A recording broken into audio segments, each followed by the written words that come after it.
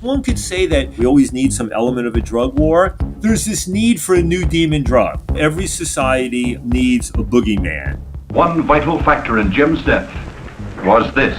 Nicotine is one of the most addictive substances out there. A major factor in the dramatic decline in U.S. smoking rates is the advent of alternative delivery mechanisms for nicotine, especially e-cigarettes. Vaping isn't completely risk-free, but is far less harmful than smoking tobacco, according to the British Royal College of Physicians. Laboratory tests of e-cigarette ingredients, in vitro toxicological tests, and short-term human studies suggest that e-cigarettes are likely to be far less harmful than combustible tobacco cigarettes, according to the National Academies of Sciences, Engineering, and Medicine. But instead of welcoming this wildly successful smoking cessation technology, state and federal regulators are making e-cigarettes harder to access. So do you think we're entering a new era of prohibition for tobacco products? We are definitely on that path. There's been a ton of moral panic around electronic cigarettes, partially driven by adults, but mostly driven by the fact that a lot of teens were taking it up. Journalist Jacob Grier is the author of The Rediscovery of Tobacco, which argues that the war on smoking has become counterproductive.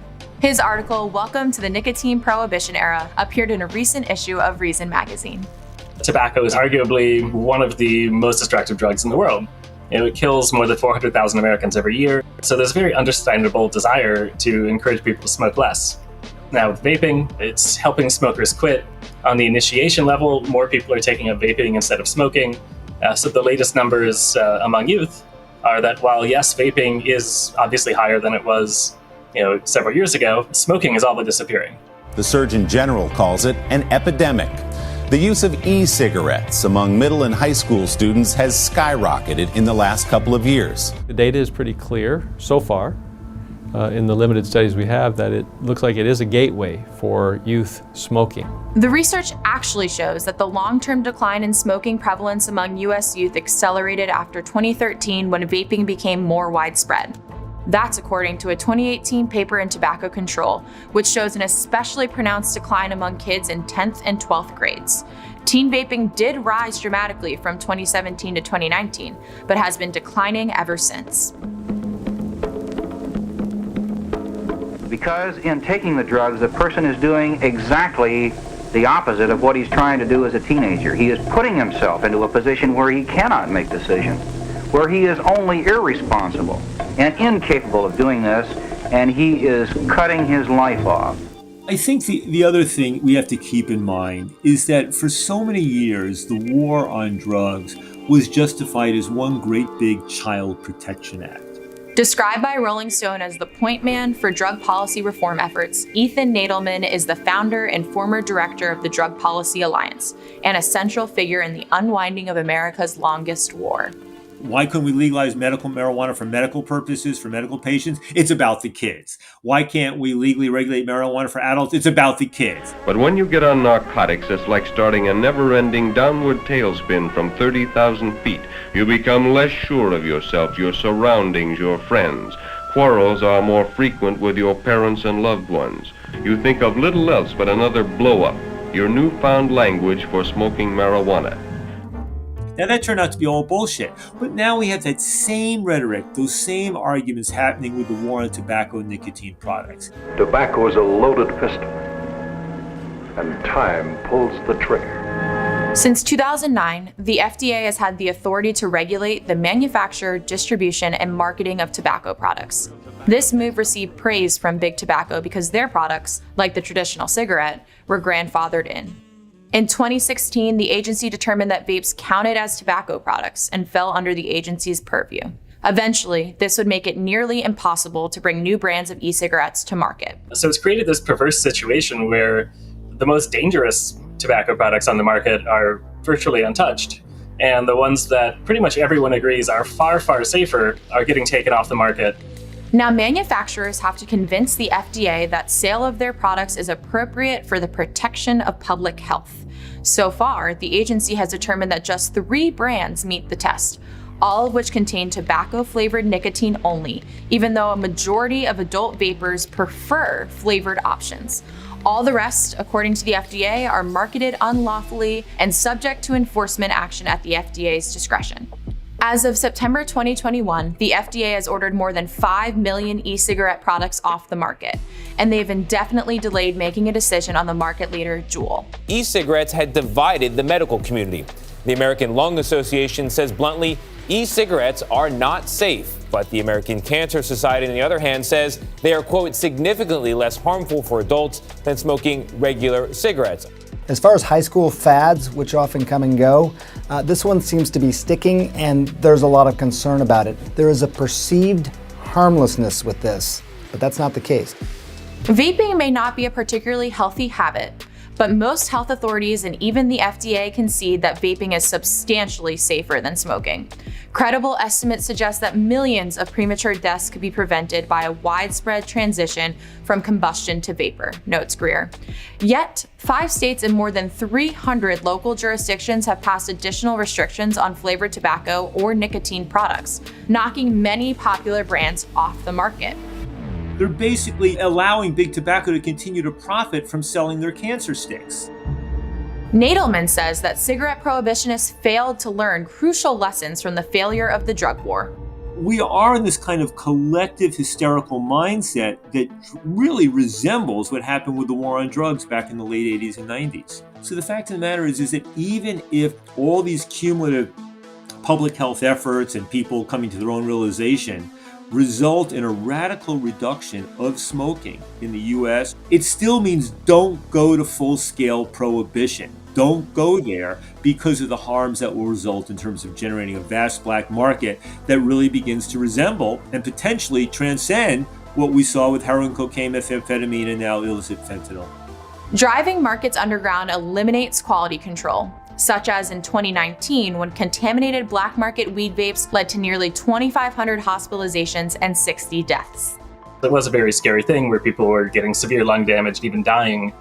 It became evident fairly quickly that the cause of that was oil-based thickeners used in mostly illicit THC devices. So realistically, it didn't have anything to do with nicotine vaping. Black market purveyors had added the diluent vitamin E acetate to their products, which turned out to be the culprit. But the media's reporting on the topic led many consumers to draw the false conclusion that e-cigarettes alone pose a substantial risk. CDC officials now say vitamin E acetate, an additive sometimes used in e-cigarette products, may be linked to the national outbreak. There are 2 epidemics going on right now. There's an epidemic of lung injury associated with e-cigarette or vaping products, primarily containing THC. There's a second epidemic right now, skyrocketing rates of teen use of e-cigarettes, the nicotine-containing e-cigarettes. A majority of Americans in recent years believe that vaping nicotine is as or more dangerous than smoking cigarettes. But vaping isn't the only product regulators are pushing into the black market. The FDA recently announced its plans to ban menthol cigarettes and flavored cigars. These products are already prohibited in Massachusetts and Washington, D.C. There's a case that hasn't got much attention where police in Massachusetts staked out a small Latin American clothing store. Very, very small time. And they saw a customer leaving the store with Newport menthol cigarettes, which are now contraband in the state of Massachusetts to sell. And so police went in, they seized both alcohol and tobacco, just small amounts, but they laid it out like a drug bust on a table. But they arrested the owner of the store for this and devoted their police resources to it. I think there's just been not a lot of self-reflection among advocates of cracking down on different tobacco products about what the real effects will be. NYPD officer Daniel Pantaleo placed Gardner in a chokehold while attempting to arrest him in 2014. Garner, who had been selling loose cigarettes, then died after telling officers, quote, "I can't breathe." Eric Garner was initially approached by police under suspicion of selling individual cigarettes, which is essentially a way of getting around taxes and selling them more cheaply. When these dealers come in and start selling whether small or large amounts of menthol cigarettes or flavored e-cigarettes, violating the ban itself doesn't get them in trouble, but selling the products on a black market does, and that can mean years in prison. The war on drugs is not just about arrest and incarceration, but all the civil sanctions that prevent people from getting, access to public housing, access to any types of welfare benefits, access to student loans. I mean, all, having their children taken away from them, having this used against them in a divorce proceeding. The more intense this criminalization gets, the more it's going to invite ever more organized forms of criminal behavior, where criminal organizations, which are already involved in smuggling cigarettes from low-tax jurisdictions to high-tax ones, whether it's domestically in the U.S. from southern states to northern states, or whether it's from the U.S. to Canada.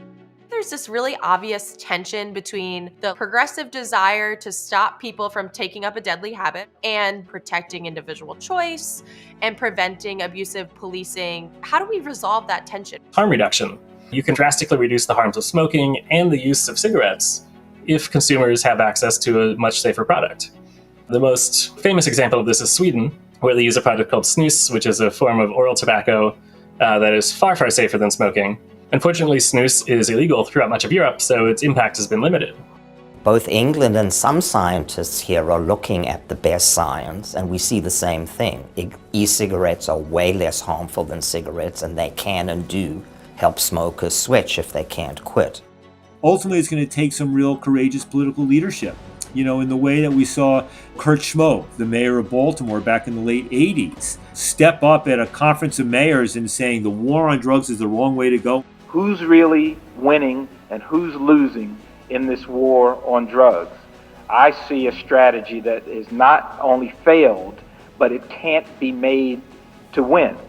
That is, every time we pour in these heavy law enforcement resources, we inflate the risk, which drives up the price, which brings more people in trafficking and more profits to drug dealers. As the war on drugs winds down, the war on tobacco is ramping up. Upwards of 10 million consumers will no longer be able to visit independent vape shops to buy customizable components for open systems or choose from a wide variety of flavors and nicotine concentrations to smoke. And in 2020, teen smoking rates ticked up. Maybe because the government is making the most popular alternative more expensive and harder to get. And the recent FDA announcement to ban menthol smoking products, including menthol e-cigarettes, will only make matters worse. So when you see people who are pushing for bans on menthol or flavored tobacco, they always try to emphasize that it's a regulatory matter. They pitch it as just a product regulation with only benign effects. The reality, of course, is much more complicated because there is still demand for these products. This is what I was really looking for. A menthol cigarette where you can taste the tobacco.